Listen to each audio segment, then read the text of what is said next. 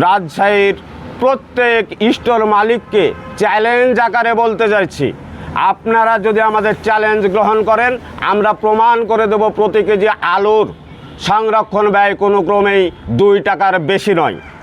তাই প্রতি কেজি 4 টাকার বেশি সংরক্ষণ ভাড়া নির্ধারণ করা হলে তা হবে সম্পূর্ণ অযৌক্তিক, অবিবেচনাপ্রসূত এবং কৃষক ও ক্ষুদ্র ব্যবসায়ীদের ওপর জুলুমের শামিল। বিষয়টি গুরুত্বের সঙ্গে বিবেচনা করে প্রতি কেজি আলুর সংরক্ষণ ভাড়া 4 টাকা নির্ধারণ এবং প্রকৃত কৃষক ও ক্ষুদ্র ব্যবসায়ীদের শোষণের হাত থেকে প্রয়োজনীয় ব্যবস্থা গ্রহণ করবেন। আমাদের মূল দাবি হচ্ছে স্টোরে হিমাগারগুলোতে যৌক্তিক ভাড়া নির্ধারণ করা, যেটা 2024 সাল পর্যন্ত মাত্র সর্বসাকুল্যে অ্যাভারেজ 250 টাকা ছিল, কোনো রকম কারণ ছাড়াই। তা 2025 সালে দেশের অস্বাভাবিক পরিস্থিতির সুযোগ নিয়ে কিছু সুবিধাবাদীরা এই ভাড়া দ্বিগুণ করে দেয়। এইটার বিরুদ্ধেই আমাদের প্রতিবাদ। আমাদের দাবি হচ্ছে 2024 সাল থেকে আজ পর্যন্ত তেমন কিছু পরিবর্তন ঘটেনি বিদ্যুৎ বিল, অন্যান্য সরঞ্জামের, বিধায় এই ভাড়া ডাবল হওয়ার কোনো যৌক্তিকতা নেই। বিধায় আমরা 4 টাকা প্রতি কেজি ভাড়া নির্ধারণের দাবি জানাচ্ছি।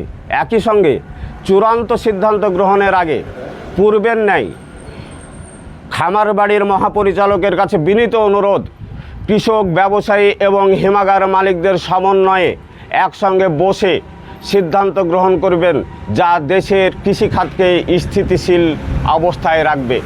অন্যথায় দেশের কৃষিখাত অস্থিতিশীল পরিবেশ সৃষ্টি হলে দেশে খাদ্য উৎপাদন মারাত্মকভাবে ক্ষতিগ্রস্ত হবে, যা দেশ ও জাতির জন্য কোনোভাবেই মঙ্গলজনক নয়।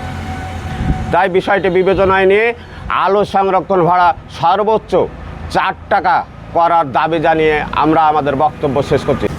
এখানে যে আলু দেখছেন, এই আলুটা সংরক্ষণ করার পরে আমরা যখন এই আলুটা বাজারজাত করি, বাজারজাত করার সময় আলু আমাদেরকে পচে যাওয়া, নষ্ট হওয়া আলু বাছাই করে বাজার উপযোগী আলু বাজারে পাঠাতে হয়। এই আলুটার কোনো বাজার মূল্য নেই। এই আলুটা ফেলে দিতে হয় আমাদেরকে পয়সা খরচ করে। এই আলুটা ফেলে দেওয়ার জন্য স্টোর থেকে বের করে এনে এই পাশে রাখা হয়েছে। অথচ এই আলুটারও ভাড়া পরিশোধ করে আমাদেরকে স্টোর থেকে বের করতে হয়।